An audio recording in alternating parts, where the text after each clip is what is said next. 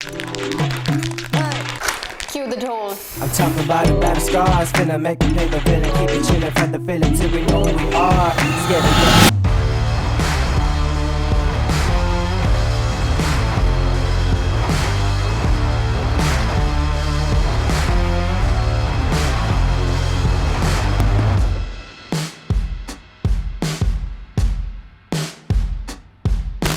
Hi guys, welcome to the first episode of How I Made It. This is basically a series where I'll make some breakdown videos about how I planned, shot and edited some of my best works. So in the first episode, we are gonna make a breakdown video about how I shot the Realme 8 Pro unboxing film. And this specific video was a very important part of my career because that video got me noticed by the marketing executives at Realme and they offered me to shoot the official unboxing film for the Realme GT Master Edition a few months later.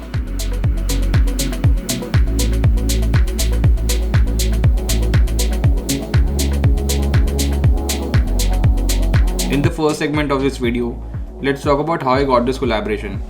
So back in 2020 when the first wave of COVID was getting over, I was planning to get back in the business, but this time I had some really big names in my clientele. So I was researching about some brands in India who are very easy to approach, and the first name that popped up in my mind was Realme. And the reason was because some of my friends were already working for them, and the second reason is that they are the most creator friendly phone brand in the country at the moment, according to me.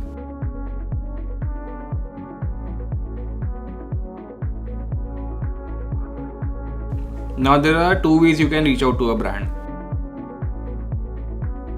The first is to find mail IDs of people working in the company, especially in the marketing department, and you can write them a mail and hope they see it and get back to you.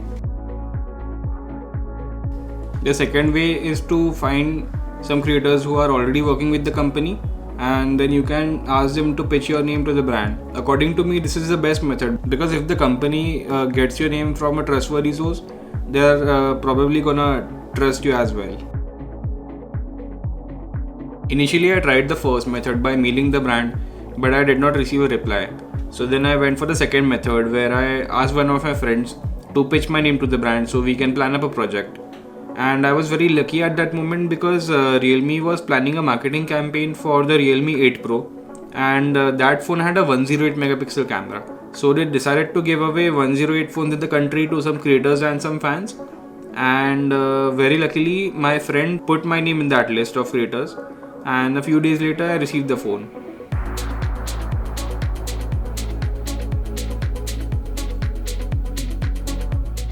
Now let's talk about how this project was planned. Now whenever you are collaborating with a brand, they'll send you a brief of things that they're expecting from you.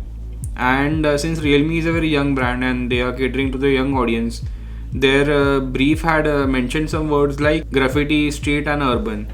So while shooting the video, I had to keep these things in my mind. Now since I'm an online creator, whenever I hear the word unboxing film, my mind usually goes in the direction of Daniel Schaffer style unboxing film or a Peter McKinnon style unboxing film. And I believe that most of you will think the same. But one thing I have learned is always ignore the first idea that comes in your mind, because there are high chances that most of the people are thinking of the same idea.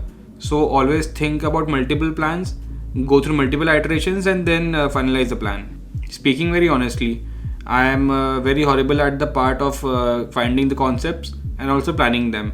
So I sat over a brainstorming session with my mentor, then we came up with a concept that suits my shooting style.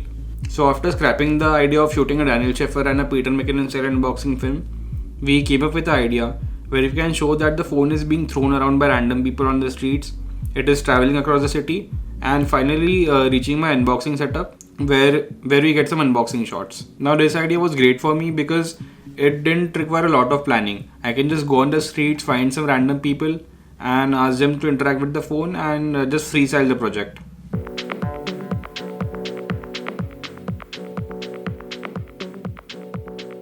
Now before we dive into the shooting part of this video, let me just tell you what camera equipment was used. So the camera body was a Canon R5 and I use that because it can shoot at 4K 120 fps and that was important for some specialty shots.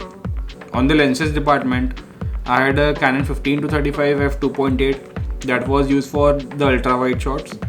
Then we had a Sigma 35mm 1.4 and that was used mostly for the wide to medium shots. and we used that lens because I love the bokeh produced by it. And the third lens we used was a Canon 70-200 f 2.8, and that was used mostly for the tight shots. Now on the day of shooting, I did not have a storyboard, but I had a basic idea of what I wanted to achieve. I grabbed two of my friends and we went to a street market area in Nagpur where we could find some street and urban vibes. The basic template for shooting which I had in my mind was first place the phone around some people, take some b-roll shot of that phone, and then make the people interact with that phone. And once they have interacted with it, just make them throw it in some direction.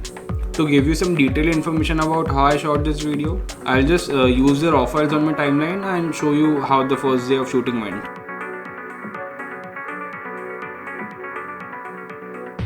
So I've placed all the raw shots on my timeline, and this is the first day of shooting, and we started the shoot in the morning at around 10:30. I actually wanted to start the shoot by around 7 a.m.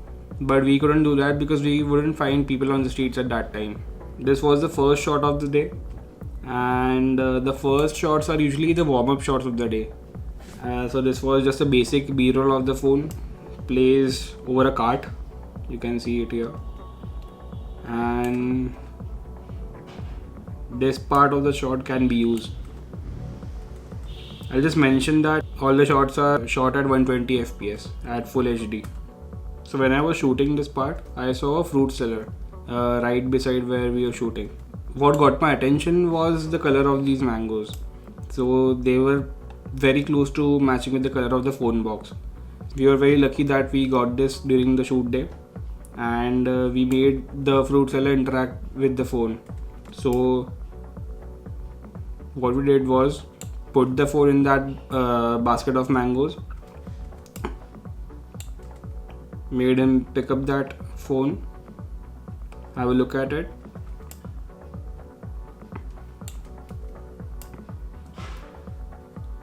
he's looking at the phone, placing it on the cart. So this was just a trial shot. We took multiple shots to get the perfect frame.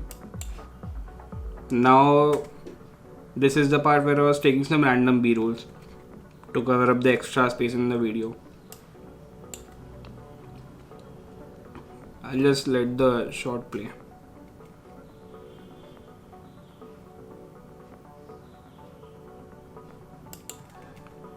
This was another b-roll video we took.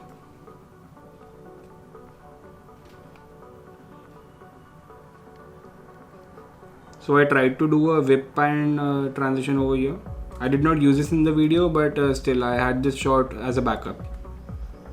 This is one shot we used in the video. I'll just show you where this was used. Get enough of the blow and the dough when it touches, and I don't know where to stop. The hella old and I'm trying to cross and walk to the top, but I can't get enough of the blow and the dough when it touches, and I don't know where to stop. Moving on to the next part. Exactly at the same spot, while we were shooting the mango sequence, we saw a kid just going home on his bicycle. We decided to put the phone on his carrier and make him do multiple rounds across the street, as you can see here. This was shot on a 15 to 35mm lens, and I was on a gimbal, DJI Ronin S.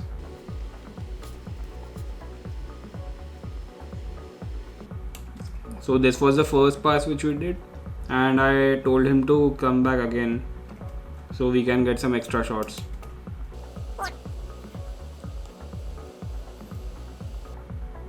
During such shots, I usually go for wide and tight shots both. Since this is a slow motion shot, I'll get a really long video clip which I can use anywhere. I told him to do it again, but this time I was using a 70 to 200mm lens. Yeah. This was a very shaky shot because I was using it handheld, but we got like 2 to 3 seconds of footage when he was coming back from there, and that was used in the video. This part. I'll also show you where this part was used. So this was a shot.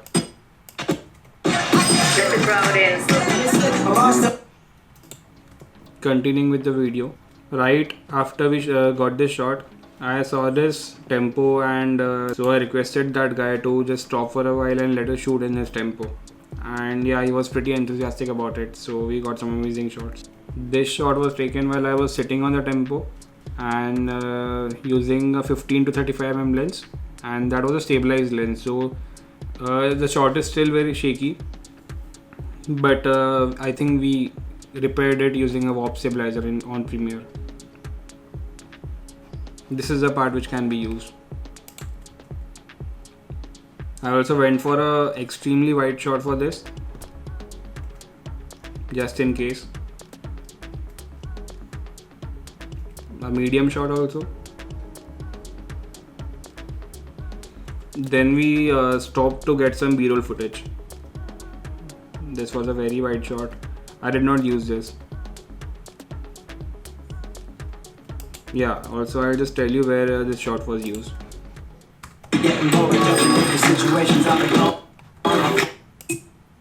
A very small shot, but yeah, it had an impact on the video.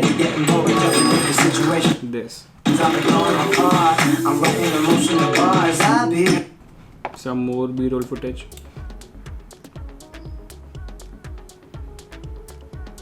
This was a very dumb move because I was running behind the tempo using a gimbal and I was expecting a stable shot, but that of course won't happen.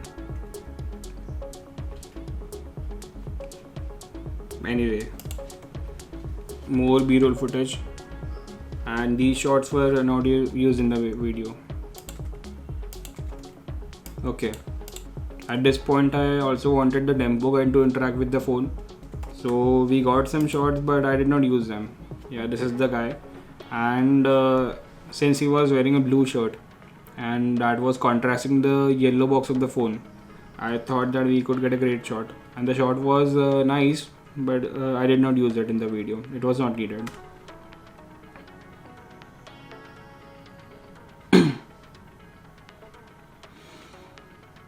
So he is interacting with the phone and he threw it. I did not tell him to throw it, but he did. I was not satisfied with this take, so I went for a second take. This felt more dynamic to me. Another whip pan effect, but it didn't go well. I couldn't see the phone box in this shot. After this shot, we traveled to a different part of the market and I found this guy. He was making a necklace out of flowers, and again I found some matching colors with the phone box. This guy was wearing a red shirt. The color of his store was red and the flowers were yellow. So yeah.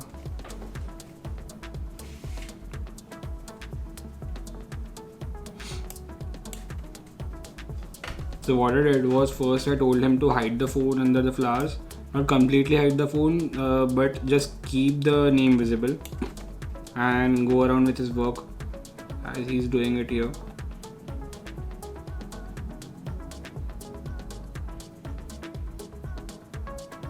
Now during such freestyle shoots, I tell the subject to go on with their daily activity, and I keep switching between focal lengths and just do multiple takes, so I don't have to worry about having less footage during the edit.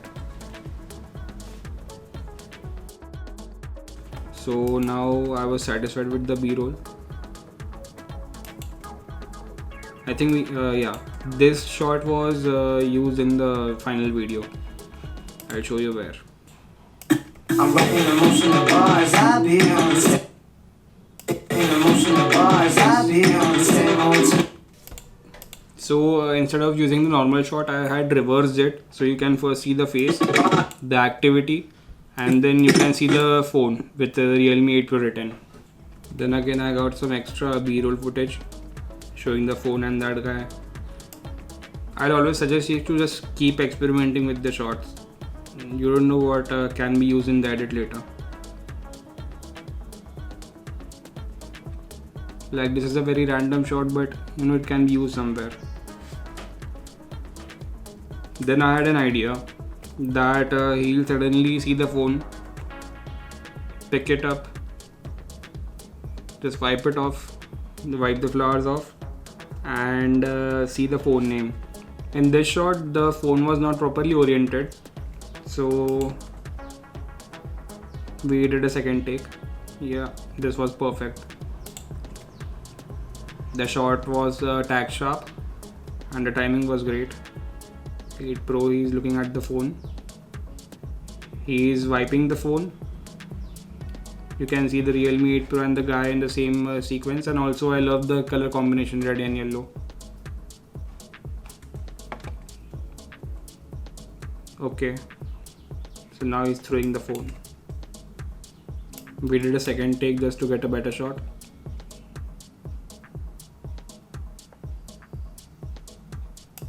Now if you're wondering, then yeah, the box was heavily damaged after the shoot, because we made sure that someone is catching the phone when they are throwing it, but actually the friend who was with me was missing every shot.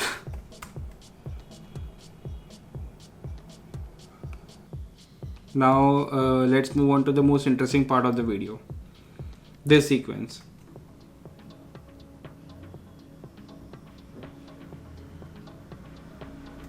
Now I had received a lot of questions about how I shot this, and most people thought that this was shot on a green screen, but no, this was shot at a live location. Let me just tell you how I came up with this sequence. So since we shot on a Sunday, most of the shops were closed. I could find a lot of closed shutters of those stores, and since it was a street market of Nagpur, the shutters were really colorful. So I could find multiple colors like yellow, blue, red and greens, and since they were contrasting with the color of the phone, I had a very spontaneous idea that I can place 2 of my friends in the frame, one on the left, one on the right, in front of the shutter, and they are just throwing the phone around from left to right multiple times. So this is how we shot that. And on the technical part, I had to use the 4K 120 fps mode on my camera. The reason being, if I'm shooting on 4K and then exporting at 1080p, I'll have a lot of cropping space in the video, so I can zoom in the frame and reframe the shot accordingly. So all these shots are shot at 4K 120 fps. I'll also show you the raw shots, so you can get an idea of how we made this sequence. See, one of my friends is holding the phone and we have a red shutter in the background. He'll throw the phone, and these were the trial shots, so these are not accurate.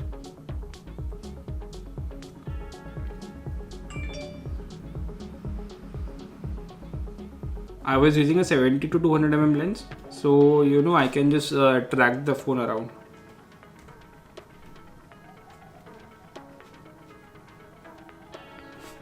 This was a failed attempt.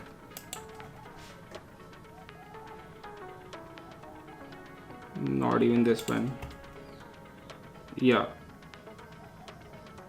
you can see them throwing around the phone. This is a wide shot. So what we can do is, since this is a 4K shot, I can scale up the footage to around 140. You shouldn't actually scale it to around 140 or 150, but I'm doing it. Yeah. You can also slow down the footage.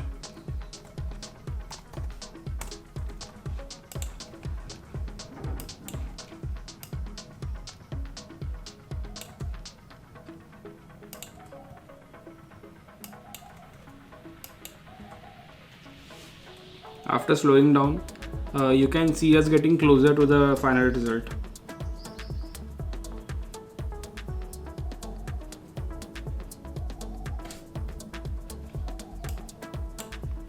Let's watch another shot. This was in front of a green shutter. Okay, I think this is the perfect shot to give an example. First, I'll zoom in the shot to around 140 or 150. Let's do it 150. I'll slow down the clip to the slowest speed possible.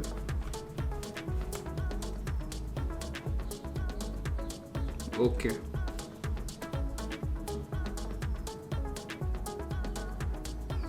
Great. Now just do it multiple times so you can have multiple shots and find the perfect take.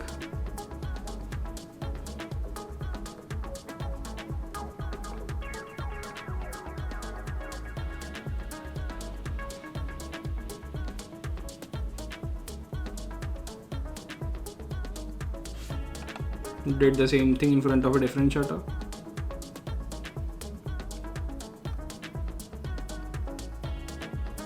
Now it was very difficult to keep the phone straight. That's why we had to do it multiple times.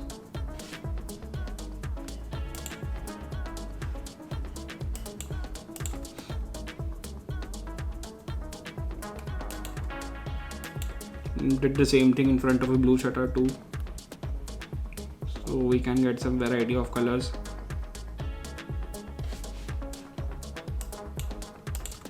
Same in front of a yellow shutter.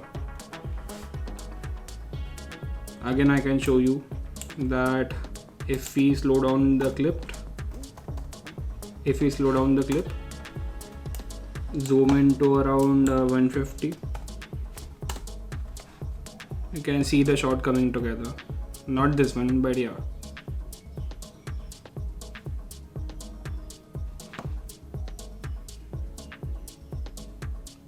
Yeah, perfect. So this is how we got the best shot of the video.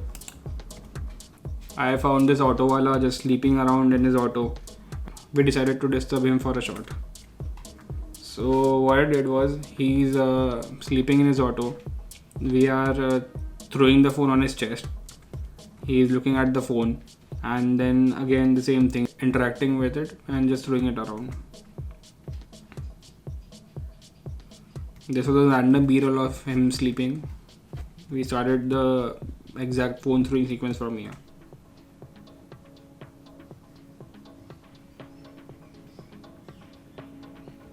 This shot was out of focus, so we went for another take.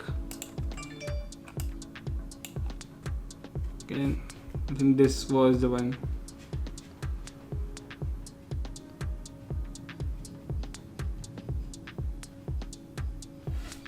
No, it just took too long for him to throw it.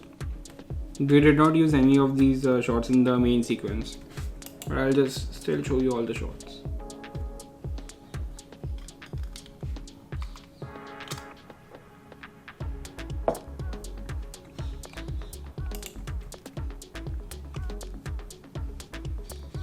Another attempt.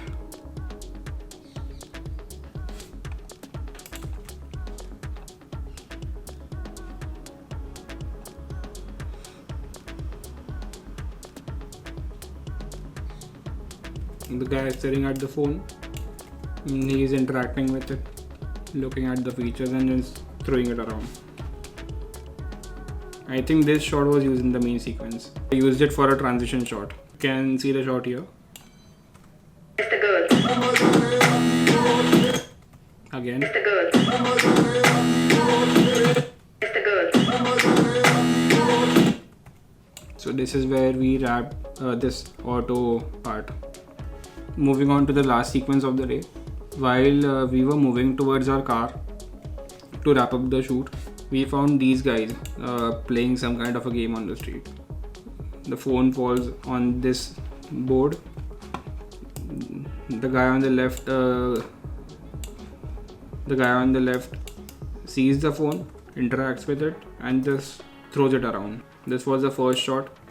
I don't think this was used in the final video. This was an establishing shot to show these guys. Then we moved on to the second shot, where the phone is falling on the board. This was the first attempt. So what we did was, my friend was holding the phone below the camera, and as soon as I started the camera, he would drop the phone and instantly remove his hand. This was the second attempt. Yeah, I like this shot. I think we finalized on this one, and I'll show you where this was used. Cue the toes. I'm talking about you better start. This part. So this was used just in the intro of the video.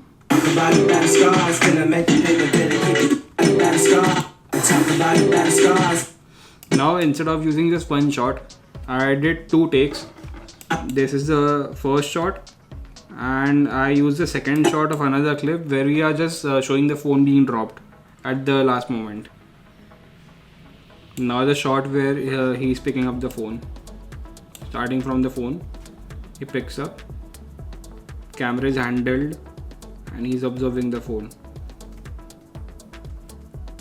This guy was actually curious at this moment. He's interacting, he's smiling, and this smile was a great part in the video. Okay, again another take.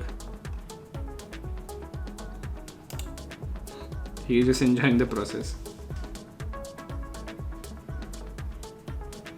Realme 8 Pro. He's throwing it.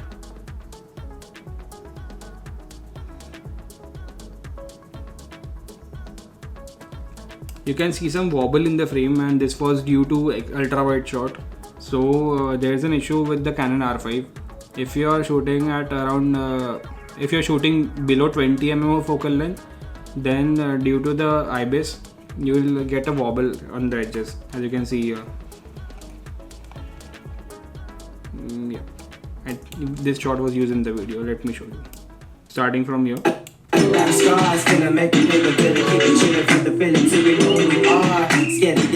Yeah. So this is how we wrapped the day one of shooting.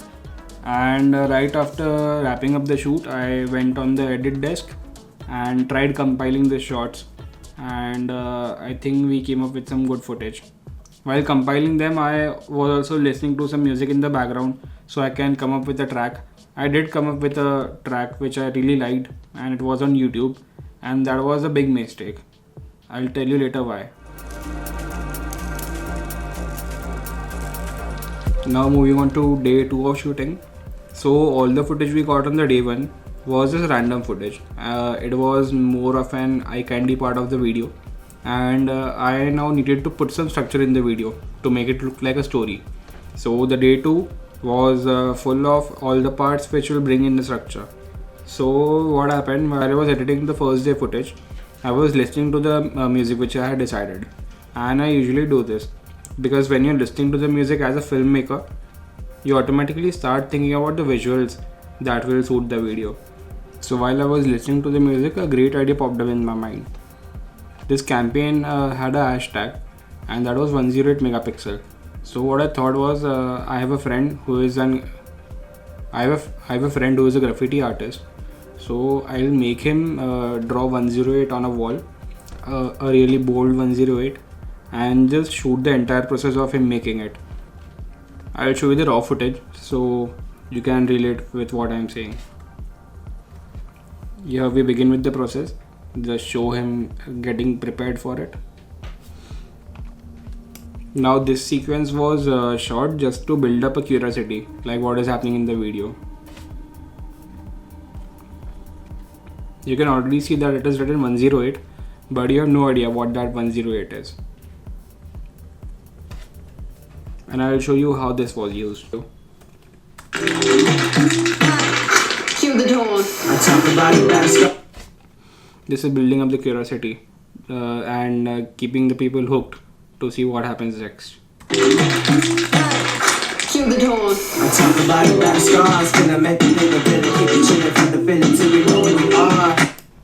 We are just quickly gonna go through all the shots.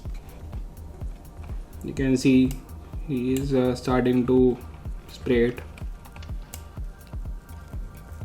and I'm just taking really long takes because I don't know what I exactly want. So I can just pick up anything that I like over here.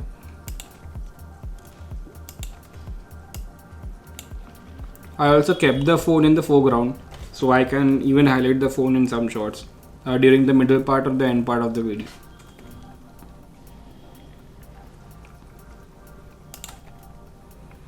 Random B-roll.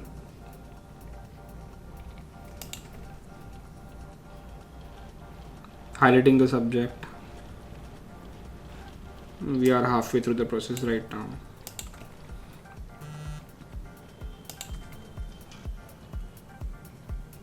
This was completely short-handled to build up a sense of tension and curiosity.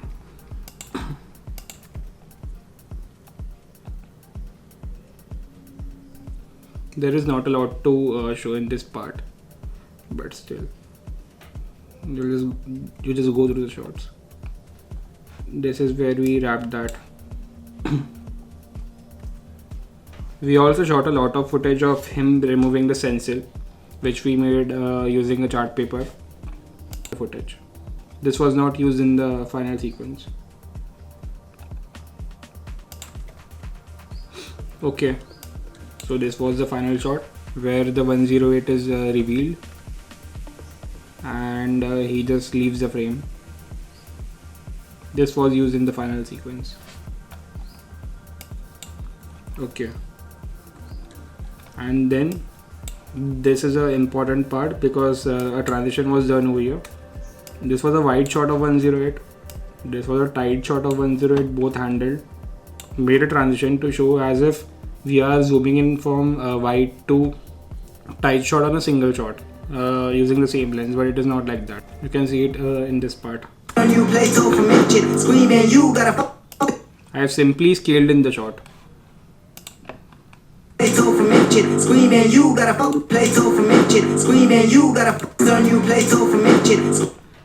Also, to make it more exaggerated, I have used the sound effect, whoosh sound effect, to create that zoom in feel.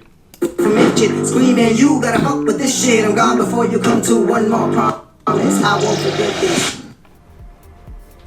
So now, like all the characters in the video, I wanted to do the same for the graffiti artist also. Like, he's doing his job, and once he wraps it up, he is now he now discovers the phone and looks at it very curiously and interacts with the box. Another take. Great.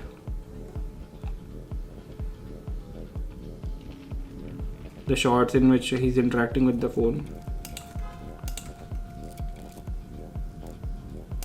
This was shot on a 15 to 35mm 2.8 lens, and lately I have started appreciating the wide angle lens. Like, I go really wide at like 16, 17, 18mm, and I really go close to the subject. So as an audience, you feel as if you are a part of the video. Here we have wrapped up with the graffiti part, which brings some structure to the video. Now we move on to the unboxing sequence, and that was a fairly simple sequence. I shot it within like 2 to 3 hours using some chart papers and a basic light setup. Even in this part, I decided to show that the phone is being dropped on the unboxing table and then it is being unboxed. But again, the shot was not good enough to be a part of the final sequence. So instead of just throwing it, we started with the normal unboxing sequence. You can see the phone being dropped.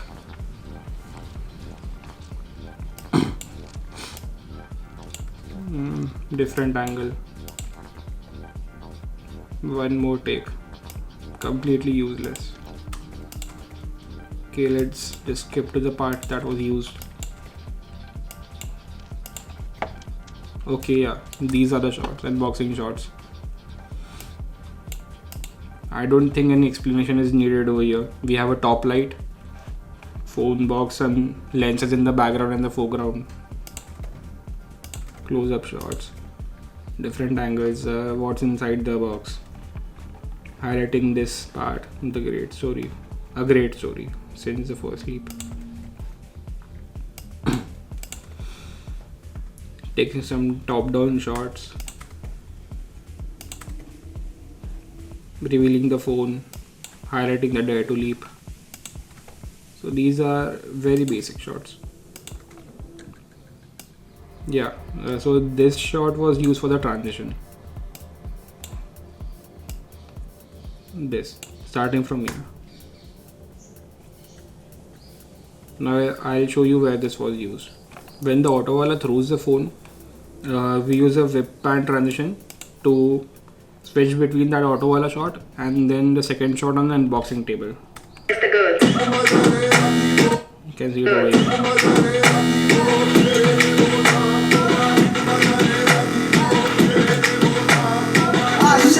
I just saw the girls again. Oh my, double taking a bounce. And now you can come around. I'll just quickly play the entire video showing you the timeline. So then we can wrap up with the video. I think we are almost done with it. Here we go. Cue the tone. I talk about it, bad scars, gonna make me feel a bit, keep it chilling, find the feeling till we know who we are. Scared of getting bored, jumping into situations I'm ignoring apart. I'm writing emotional bars, I'll be honest, ain't no one to the one in my heart shit. Promise I'm just trying to be awesome. These goals are hella old, and I'm trying to cross and right to the top, but I can't get enough of the blow and the dough and the touches, and I don't know where to start.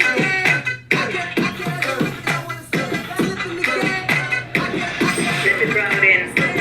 I'm lost on you, play told from midget. Screaming, you gotta fuck with this shit. I'm gone before you come to one more promise. I won't forget this. It's the good.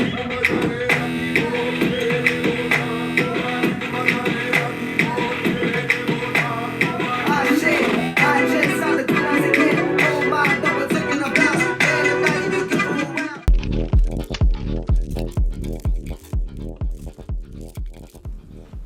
Talking about the music part where I made a mistake. So what happened, I did not have a subscription to Epidemic Sounds during that time. So I went to YouTube and I was searching for some royalty free music, but the royalty free music is usually very horrible. So while randomly going through music, I found this song, the one used in the video, and that was the perfect fit for this video. And I did not know that this had copyright claims on it. So I just used that track, and when I submitted it to the company, they pointed out that this has a copyright claim and they can't use this video for the advertisement. So what we did was, I had some friends who are music producers. So I contacted them and we managed to make a new track which is very similar to this but not exactly this. And it had no copyrights because it was made by us. But it was then too late to submit the file, so then we decided to finalize on this track only. So always make sure that the track you are using does not have a copyright claim, because when you work with big brands, the artist who made that song can sue the brand for using the music without any rights. So this is how we managed to shoot the video, and we completed the shoot like one day before the deadline, and I was really nervous while sending this to the brand. So what happened, exported the video, sent this to the brand, and this was a 1 minute video. So exactly after 1 minute of sending the video, I received a call from them and they were pretty impressed with the final product. And then we got on a call, we discussed some future opportunities because they really liked this video. And a few months later, they gave me an opportunity to shoot the official unboxing film for the Realme GT Master Edition. I'm gonna also make a breakdown video about that video because that is my best work till now. So I hope that I managed to explain all the details of this video in this, and if something is left out, I'll try to mention those things in the description. So do check out that section as well if you are watching the video till the end. I hope this helped you in any way. And if you have any questions, just put them in the comments. I'll answer them, and see you in the next video.